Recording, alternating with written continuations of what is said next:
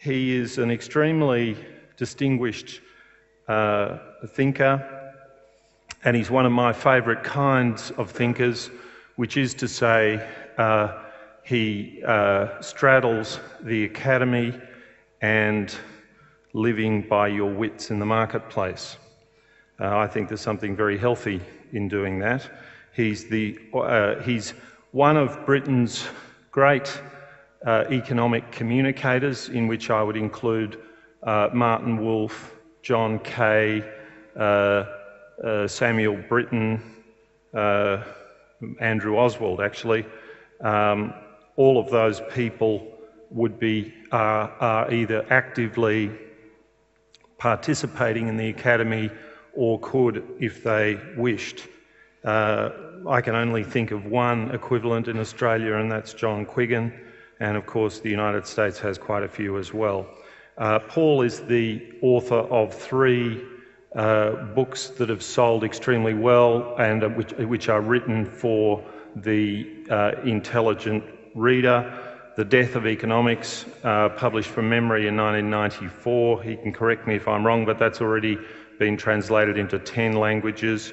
Butterfly Economics, and another book. But before I mention that book, I should mention a book that I'm enjoying right now, which is Tim Harford's Adapt: Why Success Always Begins with Failure.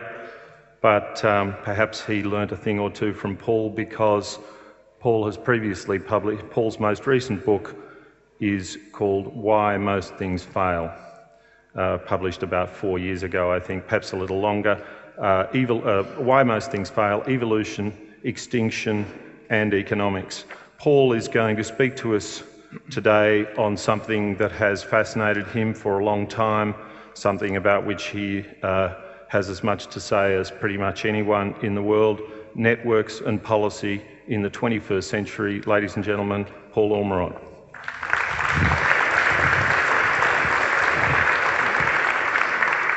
Well, thanks very much, Nicholas, and good morning, everyone.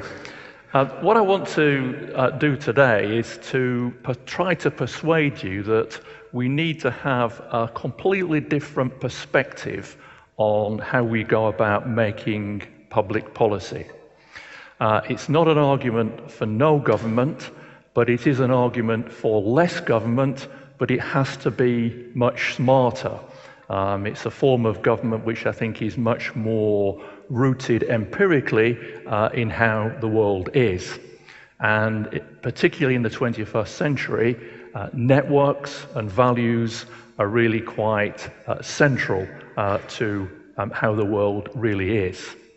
But first of all, we're in a university, so I've got to have a bit of a philosophical start and say, what do I actually mean? I've got to clarify my terms here, because when we talk about social networks, most people think we're talking about online networks, and that certainly can be part of it. We get more information, we find out things on online networks. But the thing which really drives policy, and the things on which people really act, remain real-world networks. Friends, families, work colleagues, interest groups. That's what I'm talking about, essentially. The online stuff, if you like, is an addition to that. But I'm talking about how society functions. We function on different networks. Now, think about how here we're forming a network today. It's a temporary one, but we're an audience and everybody's part of this network. You're temporarily connected together, listening to me talk. And so I want to think about I'm hoping there's going to be some clapping, how does it actually evolve at the end of a performance? And in a sense, clapping in a performance is a network phenomenon. So you form your own view on any particular performance, whether it's a talk, a concert, or whatever. You'll form your own private opinion from what you've heard. And you'll think about that. You think, what are my tastes and preferences? How does it match those? Was it interesting? So you'll form your own private view. You'll differ in your own private opinion. So there you are, operating like isolated individuals, just as economic theory says you do. That there you are, sitting like Robinson Crusoe, as though nobody else is there. You take the information in and you decide. But we can all hear what other people are doing or see what other people are doing. when the applause starts. And so it is this network effect that your behavior your clapping won't just reflect your individual view, but it will be influenced directly by what other people do. So it might look bad to stop when everybody else is still clapping. I mean, people do, obviously, otherwise it would never stop. You know, it was one of the problems that the Soviet Politburo faced when Stalin gave a speech, but it might look bad to stop, everybody else is still clapping. But, it would also be very eccentric to keep on when everybody else has stopped. So, regardless of your private opinion, you may clap more or less than you would do if you were the only person. Well, if it was only one people here, I'd suggest we went to the pub rather than give the talk, but there's enough people here to justify a talk. But it would look bad. You don't want to be the last one to stop. It would look highly eccentric.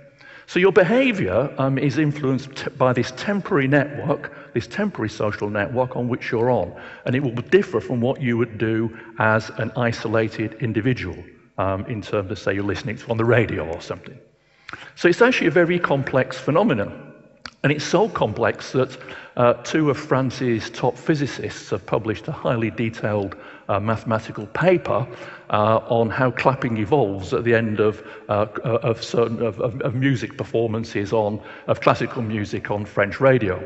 Now, I'm not going to put any equations up, but here's a graph. So the applause, we know two things about applause. It will start, it will get to a peak, and it will finish. So we know that. We could make those predictions. If we wanted to predict the time path of applause and its intensity, there are some things we can say. It's not completely empty. But notice this, it goes up to a peak and then it starts to decline. But as it goes down, there are occasional spikes. In fact, the biggest spike occurs after, like peak intensity. It's going down, then suddenly, for some reason, it goes up again. And it's going down, it's going down. And even here, even you think when it's about to die out, for some reason, it goes up again. But also, if you actually did a magnifying glass on this and zoomed in on bits of it, you get the idea. You see how irregular it looks, how it's actually going down, wobbling. So it's very hard to devise any sort of system to predict if we split this up into little bits, where the next bit would be. Generally, when it's going down, we say there's a bigger probability of it being lower, but you could get that completely wrong. Now, this might seem, a rather trivial example, but let's think of a more serious example where exactly the same principles apply. How does volatility in financial markets increase or reduce? So traders differ in their private opinions about a currency or a company's stock. They form their own view, they gather information and decide on that. But they all see what other people are doing. They're on a different network. They're on an electronic network. They can see on the screen what other people are doing. Or it may be they follow a particular group. They've decided rather than looking at the market, they may follow a few individuals or whatever. But they're connected to other people and they allow the decisions of other people to affect their behavior. So it may be bad to stop buying when everybody else is. In the same way, it may be bad to stop clapping when everybody else is. Maybe just as bad to stop selling when everybody else is. So the same principles of behavior on a network govern behavior on financial markets, identical principles which govern the evolution of clapping at a performance. And the concept which links them is that there are networks. We have our private opinions, but we're influenced directly. We actually behave differently from what our purely private opinion was tell us because we are influenced by the behavior of others.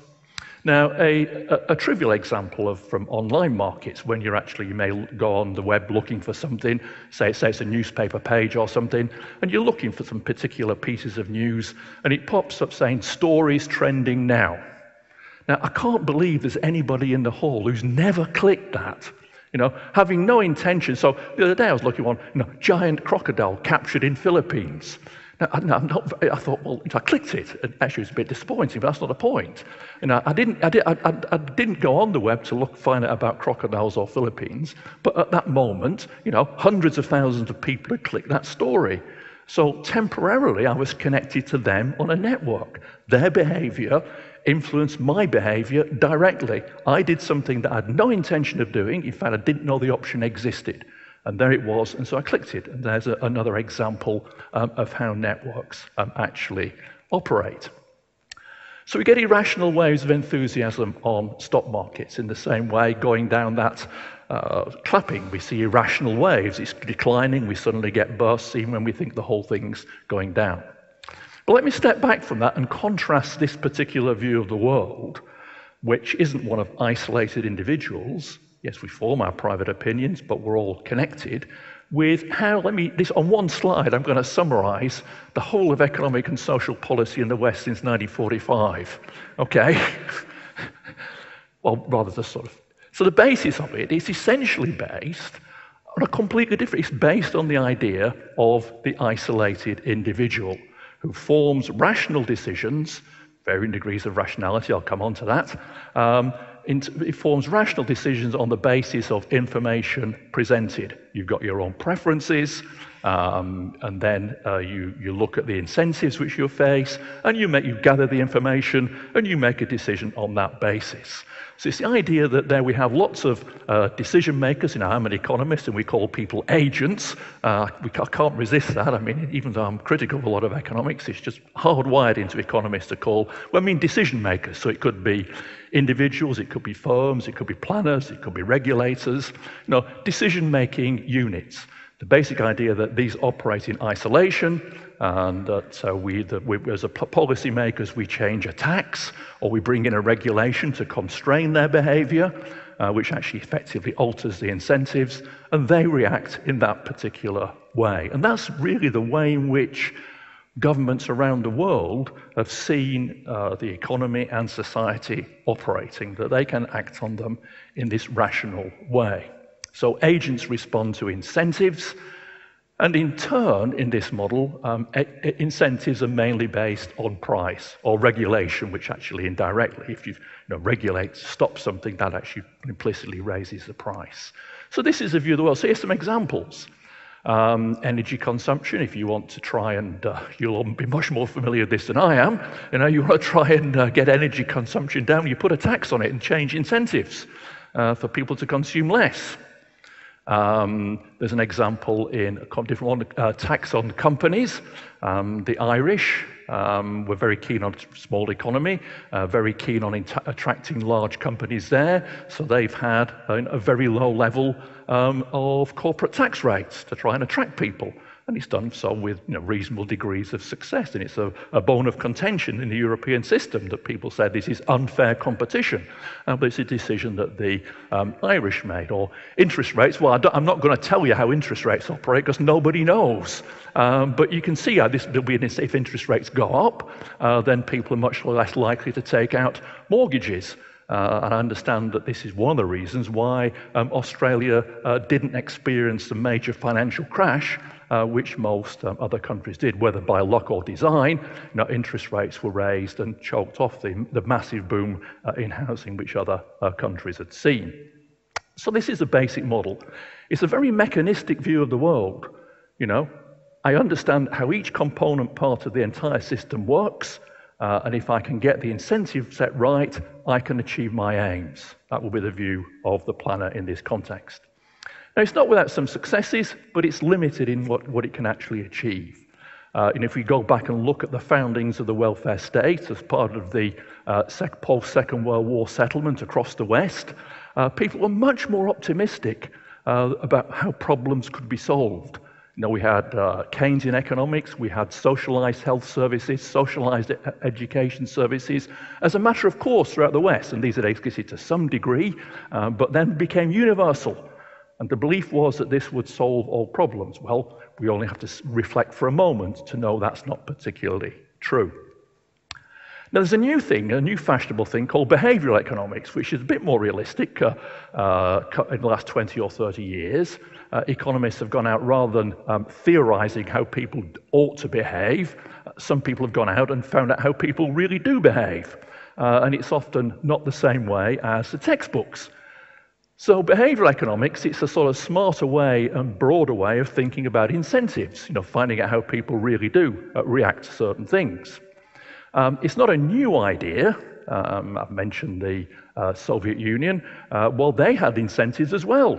You might be shot, or you might be, a hero of socialist labor, which wasn't a prize, but it was a status. I mean, they had a different set of incentives. Now, behavioral economics has had some successes, but let me perhaps put it in its context. One of its most conspicuous successes is in the Gents Lavatory at Amsterdam Airport, where, looking around, some of you will know this. For some of you, I'm telling you a secret. There are problems sometimes of splashing in these places, right? And in the airport, and so they painted a fly on the urinal. Now, I'm not going to go into either the incentives or psychology of why this works, but it seems to have had a really good effect on, keeping them fresher and healthier. So it's it's a smarter way of thinking about incentives and behavior, but it's still thinking of people as individuals. And when you go to the laboratory, you are acting as an individual, very definitely.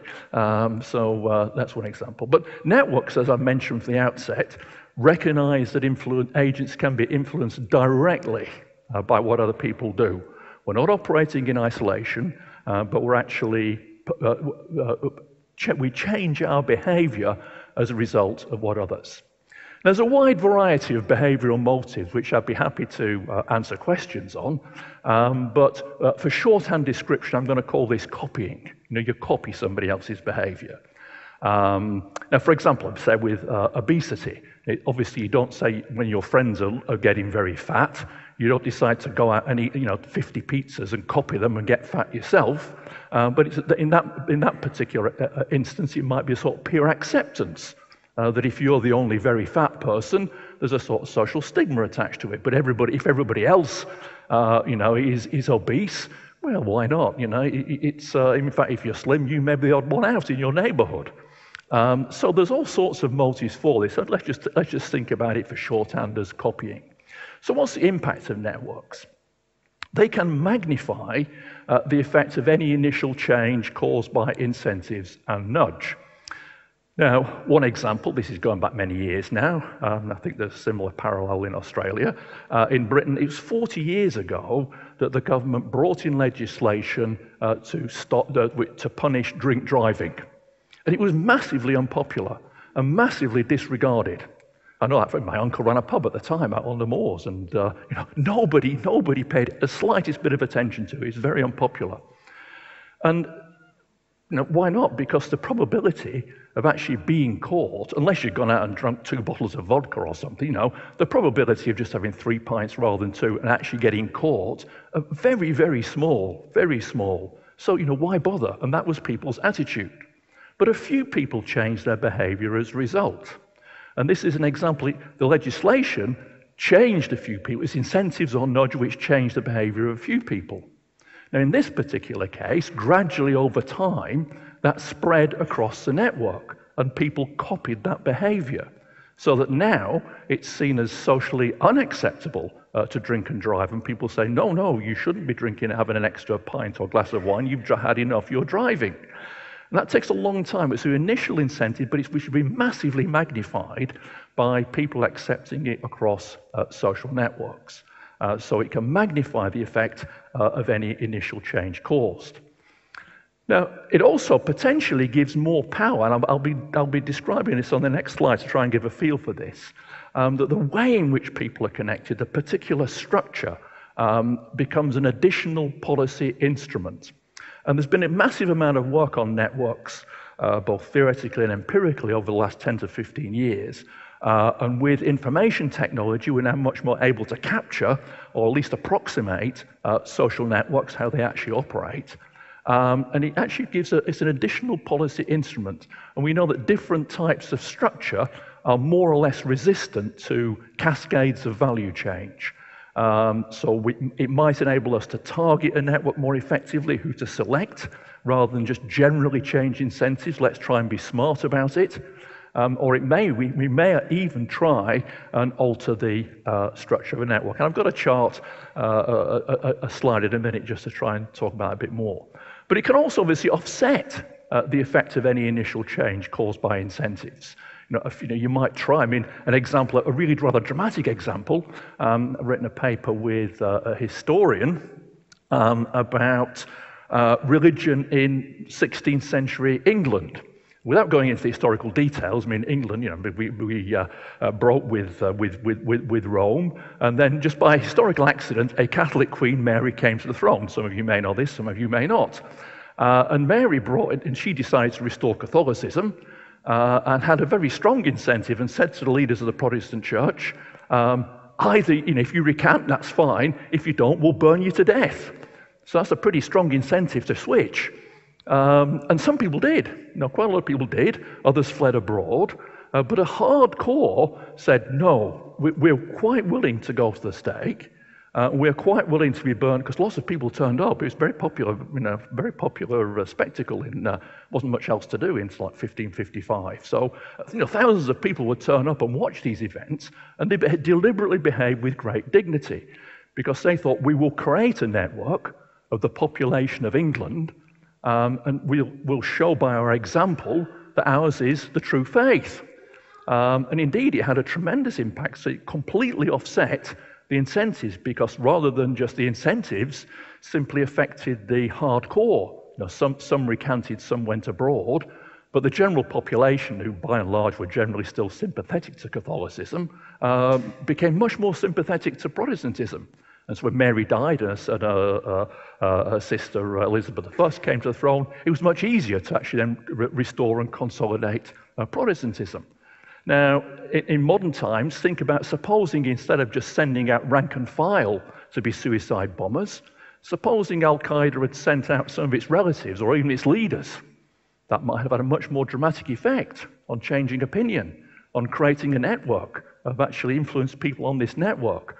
So that's, there are modern day parallels here. So you can offset that. But it also may increase the uncertainty of any change in policy. So let me just explain what this is. This is actually a type of network which is often seen in real life. Its technical term is a small world one, but we could think of it as friends of friends. Now, I'm not as an economist, I approximate things. So these dots are actually heads. These are people. These are how an economist would draw a person, okay, or a firm or something. So you just got to bear with me on that. I'm not very good at, so we just make approximations. And this is showing, the links here, it's a very stylized one, but the links are showing who influences who. So it's a sort of friends of friends. So this person here is connected here, here, and here. So these three people, when it comes to making a decision, so you're thinking about a financial investment, and you've got three people, three friends whose opinions you really value on this particular topic, you go and consult them, you've got your own view, and you'll take account what they do or what they advise. So this is what this diagram's telling you. Who's connected to who pays attention to what, who's paying attention to who. And we see it's a sort of overlapping friends of friends. So this person knows this one, who knows that one. This person doesn't know that one, but this person knows that one. So you can see, you think of your own real-life experience, a lot of things are like that. You've got certain groups and networks on different things, people you talk to, and there'll be an overlap between your different circles of friends. It won't completely match, there'll be an overlap. But there are these people who are occasionally got completely different long-range connections. So think of it in terms of interest groups. Somebody could be a member of a running club and also have a more sedentary hobby, like, say, stamp collecting or something. So somebody could connect different groups. So when we're thinking about how we spread things across here, we try and persuade a few people in this sort of network. What we really want to do, if we can do it, if we can get the technology and gather the information, rather than scatter our incentives in general and hope that they fall on fertile land, if we can actually identify people like these, we've got a much better chance of changing values, because these just don't have these local networks. They connect completely different parts of the network. They connect people with different interests. rather than just simply a tightly knit circle of friends and friends. Now, it might be very hard in practice, but we can see then it's much better off using our energies, using our money to be smart and target these rather than having vast bureaucracies trying to spend large amounts of money trying to target everybody.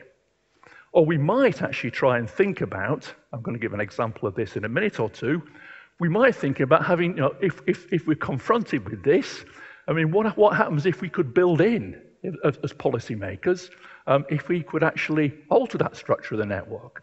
And instead of just a couple of few long-range connectors, have a few more. Let's make some more connections. Then it'll be easier to spread our ideas, our value changes across the network as a whole. If we can do that, if we can alter the structure of the network. So this is a rather abstract representation of many real-life networks, let's say friends of friends. So we think about smart targeting rather than general targeting, and we think about how we might be able to alter the structure of the network to get our ideas across more effectively. Now here's an example showing the power of networks, the music download experiment. For those of you who are interested, Science, one of the two top science journals in the world, experimental study of inequality in an artificial cultural market. And what they did, they got experience. They got students into a room, well, presumably, and let them listen to 48 songs, and they could listen to snatches of it, and then they could download whatever they wanted. They did this about 6 years ago.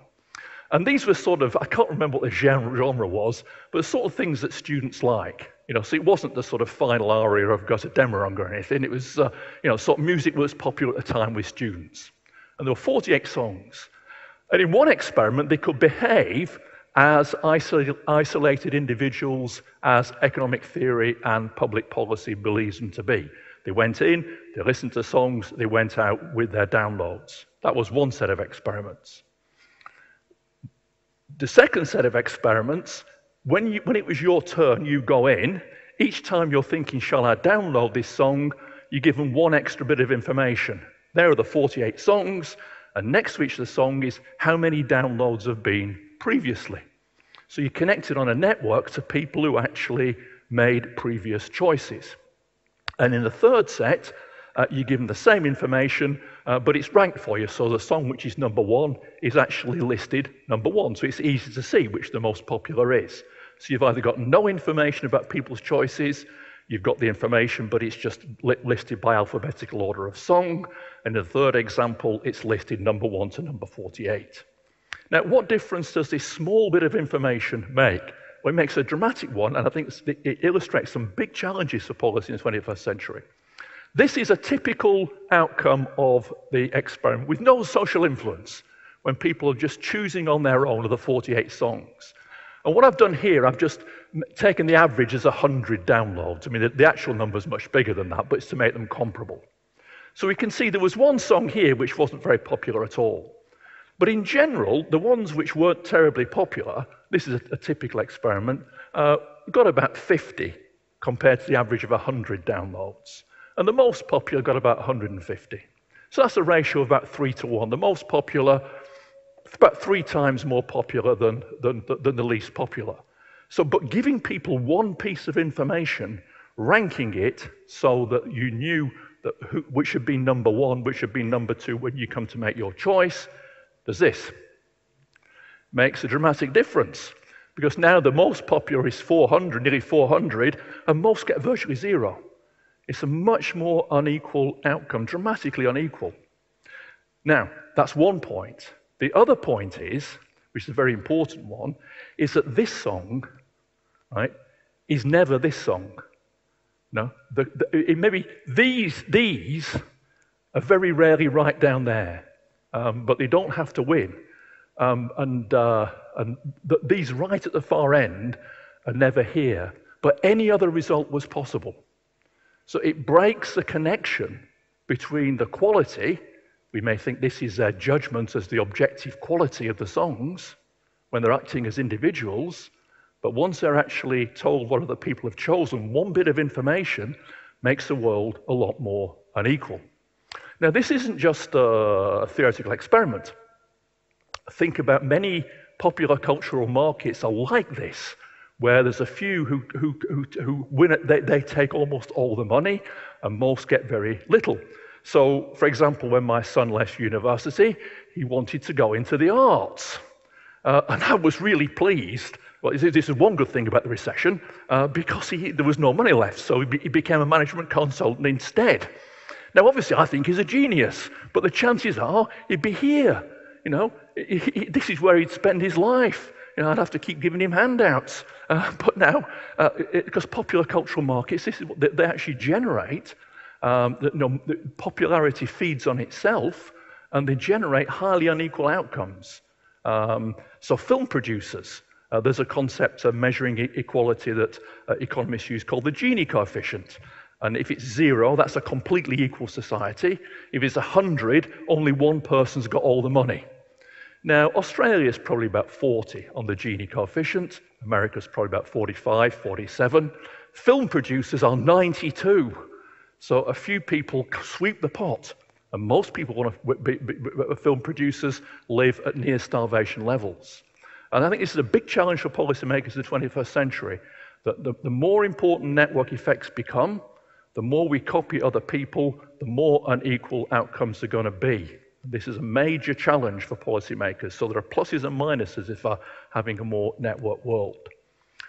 So let's give an example just quickly. Financial market regulation, a completely different one, rather than music downloads. When we go back to the crash in 2008, there's a huge amount of regulation available. There's something called the Basel II regulations. 9,000 regulations about individual banks, how you should measure your capital, how you should do this, how you should do that. But these were treating banks as isolated individuals. So authorities looked at the bank. And the idea of a systemic risk, of a cascade of failure, if one bank goes down, maybe the rest will, never occurred to people. It's completely absent from policy discourse. But just an example of the rules, I mean, it was written 9,000 rules, took a lot of writing, took a lot of bureaucrats' time to devise these rules. A friend of mine in London runs a hedge fund. And 3 weeks after Lehman Brothers collapsed in September 2008, he received a very stern letter from the Financial Services Authority. And he was fined £1,000 because he'd failed to send in his form listing what he'd done to further his professional development during the month of September 2008. You know, when capitalism nearly collapsed. You know, and his fund had lost like £300 million. But no, naughty boy, you know, you haven't filled your form in. And that was the mindset. Now, smarter regulation and information technology enables this. If we had a network, an understanding of the different connections between banks on a network in terms of their liabilities, and we've got to get the off-balance sheet ones as well, so it's a bit of a challenge, but we could get it, and we have this, then we don't need that big rule book. We just need a few smart regulators who use this technology and follow it. And if a bank's getting into trouble and we look at who it's connected to, and they're very strong in their financial position, we say, tough, you know, you can fail. But if they're connected to people who are either central to the network or are in a weak position themselves, we know we've got to save it. So we give discretion to the regulator, and we give them more power, more information by understanding the structure of the network, that rather abstract chart that I showed there. So smarter regulation, less regulations is what we would need, and information technology facilitates this. Think of a problem, say, of executive pay, which executives deserve to get properly rewarded, but it's not very long ago where the ratio of, say, chief executive pay to an average worker was like 20-1. And there was some idea that, you know, if you didn't do very well, you wouldn't get a pay increase. And that's completely altered. And so but values have changed dramatically. So if we're going to change that, we've got to think, how do we change that mindset? How do we change this culture? We can try and regulate against it, but it will make very little difference. We'll find ways around it. We have to sort of make it, this doesn't tell us, I've not got a solution for it, but I've got how we think about it. We've got to change the values amongst that particular group. I mean, as it happens, I think it's quite easy in Britain because we just wouldn't put them in the House of Lords or something, you know, so that would, that would solve the problem. But if a government had the will to do it. Or think about the environment. Now, okay, It seems to me, and Australia seems to me to bear this out, I've been saying this for some time, that if we really want to make dramatic changes to energy consumption and emissions, that it can't be done through taxes and incentives, because democratic governments will just be thrown out if they put the taxes up to the levels which would be required to meet the demanding targets which have been set. It needs to be internalized. The values need to spread across a population.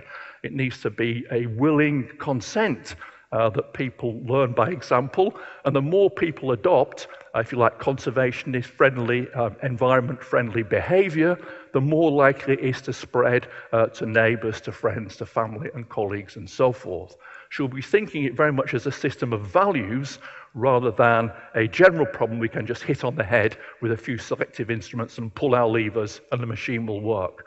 We see it as a problem of communicating values and being smart about it, trying to think how we'd influence a few key people, trying to identify the network and get the ball rolling in that direction. It doesn't tell us how to do it, but it shows the direction, it shows the intellectual framework with which we have to think about policy. Now, successful policy making is very difficult. I'm not saying it's easy. I've indicated here, it's even with a network perspective, it's not necessarily obvious what to do. But it seems to me that the first step to better policy making is better understanding. And so instead of trying to think, and I'll finish on this, instead of trying to think of the world as a machine, very complicated machine, but one which is ultimately we know every little bit works, and by doing this and doing that, we can pull a lever and we'll get the results we want. No. We think of it much more as a biological organism. It's a network of connected cells, connected individuals. And policy should be thinking about how to use that network interpretation of how things spread across networks. And we should be combining this with the massive advances which have been made in information technology. So we should have less government, but much smarter government. And if we do that, I believe that we can actually achieve much more and make the world a much better place. Thank you very much.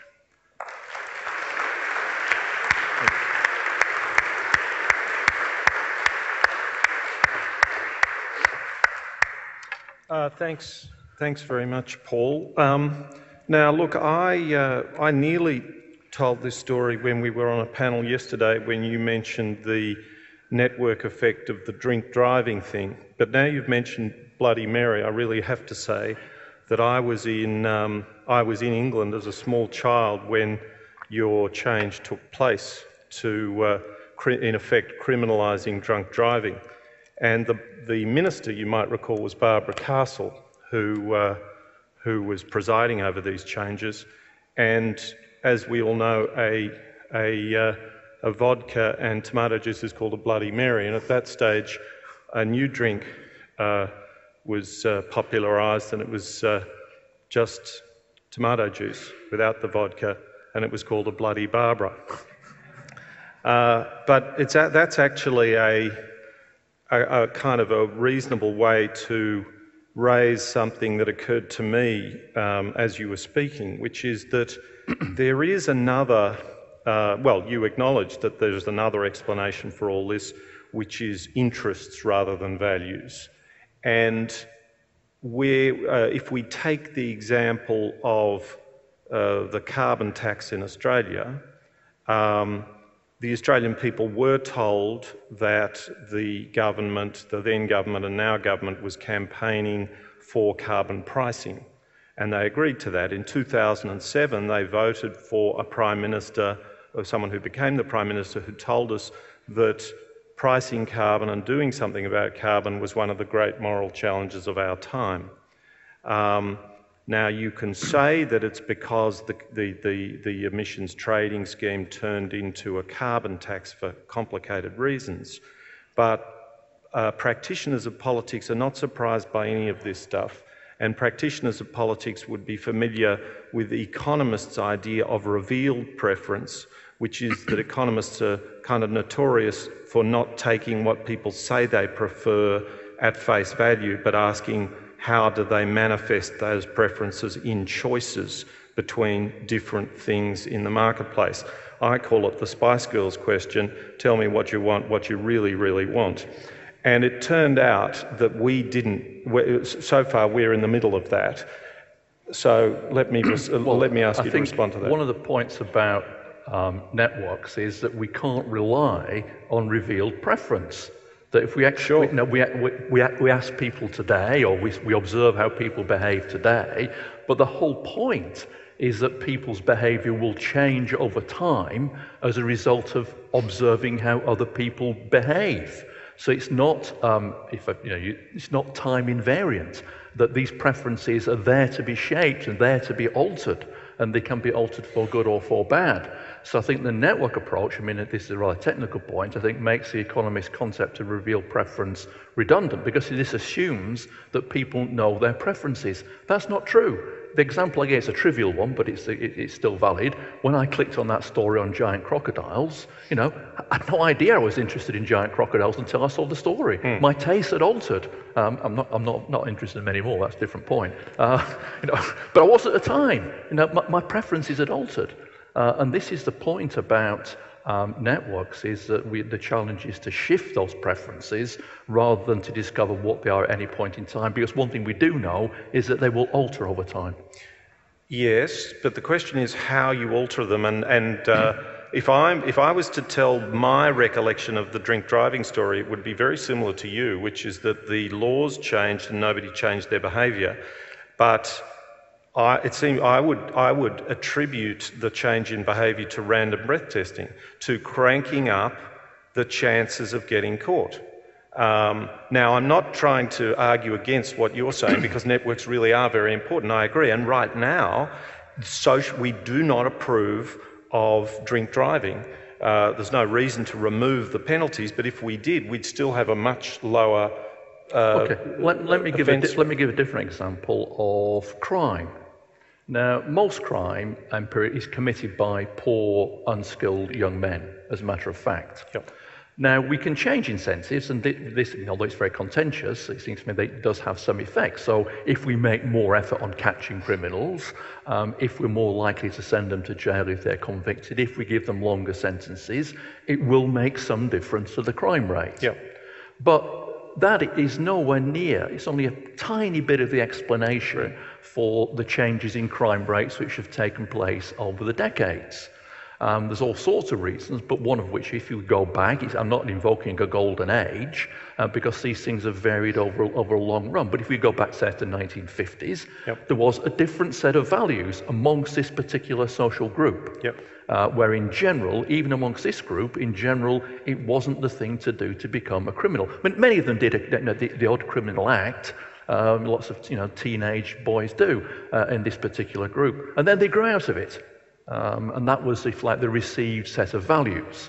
And now a completely different set of values. It seems to me that's the only way we can think about why crime, well, it's come down to some extent, why is it now much higher than it was 50 years ago? It can't be explained, if you like, by rational incentives, by the criminal justice system. Because, it's not just drink driving, we're trying very hard. If that could solve it, then we do it, but it can make some difference. But the fundamental thing is how you actually change that set of values. Now, that might be rather complex and rather indirect challenge, how you do it. There's all sorts of ways you could think about it, but it's not, it's values rather than incentives which will really make the difference. Okay. Can I ask people to, if people would like to ask a question, if they could head to the microphone, which is just being indicated here. Yes, could we get a question from... Yes.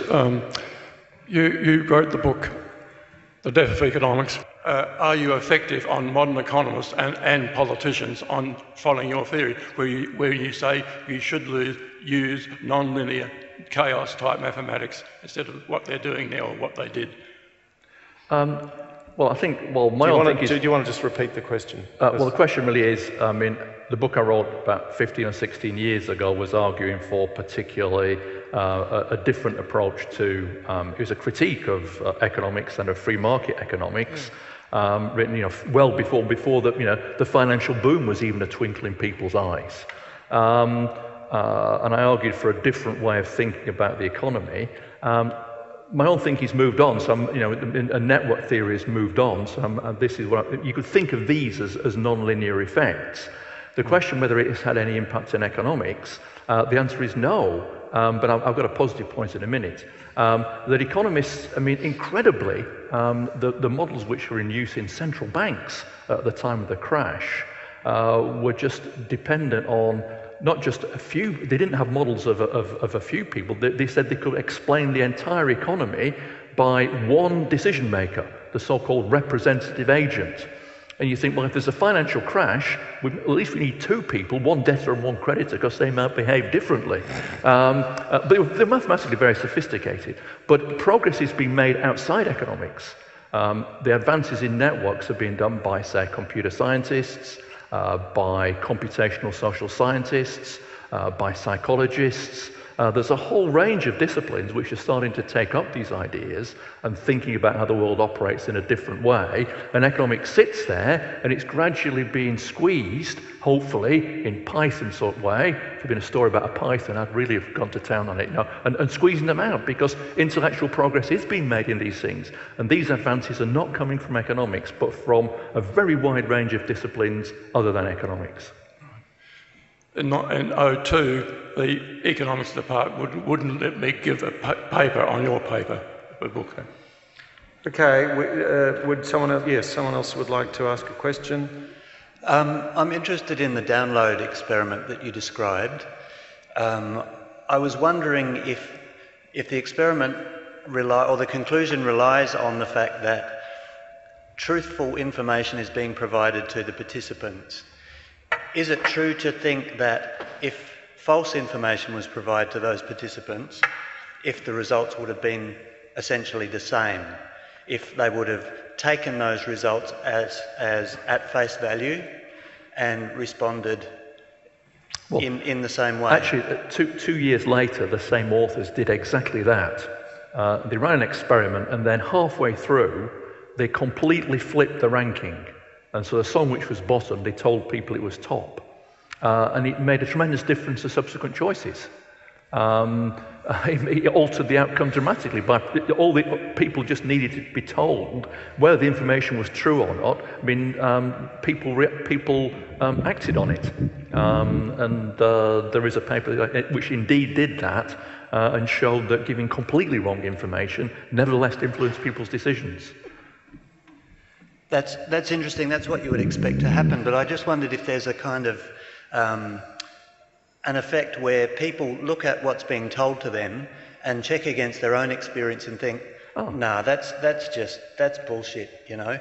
And then they tend to. There's probably a range. There'd be a curve of responses, I would imagine. Oh, absolutely right. I mean, that's why it's not. I mean, this was in a sense, a very simple experiment, which nevertheless illustrates some important principles. But obviously, you know, you're right. In reality, people form their judgment and say, so they're still acting, they're still using some individual capacity and say, do I believe this? You know, if somebody says, especially makes a value statement like this is good for you, well, do I believe that? You know, do I really think that? I mean, even despite what other people think. So people still have the capacity to process it and think independently. And in one thing which doesn't feature in that experiment is that people differ in their willingness to be persuaded about things. Some people are very hard to persuade.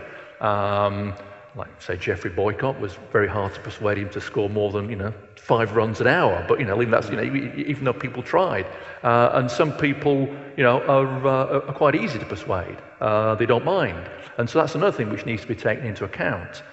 So actually getting a proper picture of these things, is quite challenging. And that's why I keep coming back to the way in which we can now gather information in much smarter ways and make deductions about behaviour. At least is giving us now a bit of a steer, a bit of a handle on problems which were previously, completely intractable.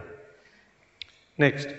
Thank you. I'm interested in whether you think over the last 10 years, with the large growth in talking about complexity, people are actually still really getting the difference between that and nonlinear thinking. So if I can give you an example and not be argumentative, I think we almost saw an example of it up there. You were talking about people changing the opinions over years of drinking, and then the other gentleman said, well, I think it was breathalyzers, which one is it? And we still end up in the is it one and not the other? And so we tend to not think about the fact that we have to do multiple things to change a human complex sort of structure. So how much have you found people really do get the non-linearity, and how much are they just talking about it, but they actually embeddedly still think in a linear way? Well, I think in some ways companies intuitively understand it more than governments, and I think, but there's a very important idea here. I mean, not an important idea, an important concept. So companies are now much more willing to experiment.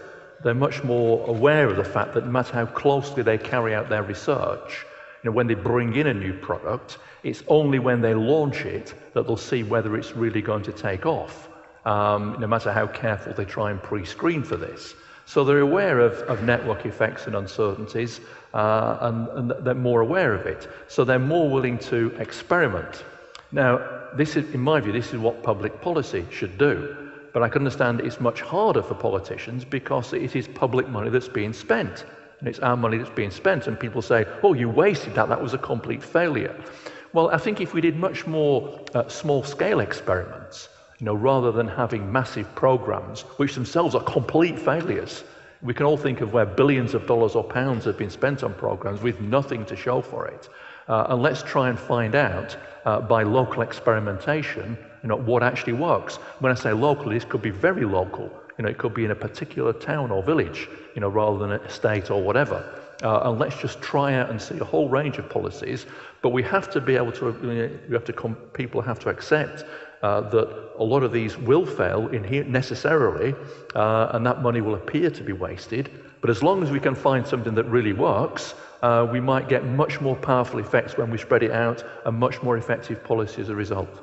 And how important do you think the leader is in that of an organisation? So if they're very linear, they would experiment less, but if they're quite emergent, they'd experiment more? Well, you're right. We can argue about definitions about what's non-linear and what's a network effect. But as you know, in networks, in many of these, there is in fact what's called a phase transition. You go along here, look, here's a network of individuals or whatever, and some of them change their minds, some of them change their behavior, and it goes along and it's just going up gradually, and then suddenly you go from 20% to 80%. There are critical points in many of these networks which differs. I mentioned different types of network structure. This is one of the ways in which we know they differ, which is why we want to try and get approximations in any particular situation to the mathematical structure, because that critical point, that tipping point, if you like, you might, in many types of network, you need only persuade 15 or 20%, and then it will be very easy to get to 70. In others are much more resistant. So there's that critical point which can actually be quite low. So it's that the technical phrase, phase transition rather than non-linearity, but this is just semantics. Okay, yes, we have another question.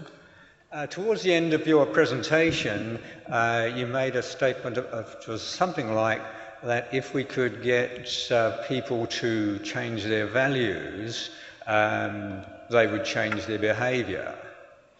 I think you were referencing that to leaders, again, making the connection with networks, but the experience of people, practitioners of behaviour change, is that people's values adjust to their changed behaviour. People have to justify their behaviour by adjusting their values. Could you comment? Yeah, I think the psychological principle of self-verification is very important. If you like, your self-image, not just your self-image, but how your image of how other people see you. So just thinking on this point I mentioned earlier about people of different degrees of persuasion, of persuadability. But if you see yourself and other people see you as being difficult to persuade, and some new product comes along, you say, I'm not having that, that probably makes the next time you're faced with a choice, it probably means you're going to be even harder to persuade, because it reinforces your own self-image as somebody who's very thoughtful, very difficult to persuade. But on the other hand, if you're willing to experiment and try different things, the more you do it, the more likely you are to do it. So you do get these self-reinforcing effects. So I agree. In a sense, it's a sort of nice point. Are we talking about, is it behaviour changing values or values changing behaviour? I think it's a bit of both. But what we're actually trying to do is to actually embed in individuals a different set. We're trying to change their preferences, change how they react to incentives. Not believe that they're fixed forever, that we're trying to change that, and whether it's behaviour or values, as long as they change their behaviour is the ultimate thing that, from a policy point of view, we're interested in. Yep.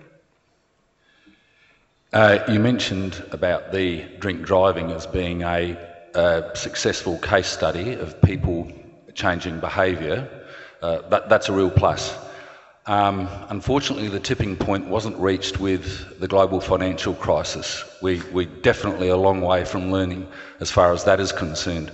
I learned from the documentary Inside Job that Barack Obama, for example, the legislation he introduced to cover the major mistakes of the GFC and what led up to it have not been learnt. The legislation was very weak, and to make it maybe even worse, the people he's put in charge of regulating the bodies, the key ones, are the very same ones who are presiding over the cause of the causes and the process of the GFC in the first place.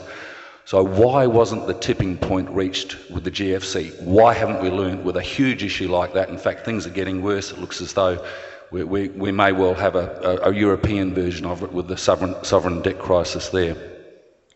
Well, I think there are all sorts of reasons, and that's not a critique of a network approach, because as I gave the example of how smarter thinking could actually help us, and if you like, less regulation but smarter regulation could help us with financial crisis. So if we now had, say, people do have some idea, they're not completely ignorant, but we had a more complete map, say, of the connections between the European banking system, we'd have more idea. We could be more relaxed about letting some institutions fail and supporting others.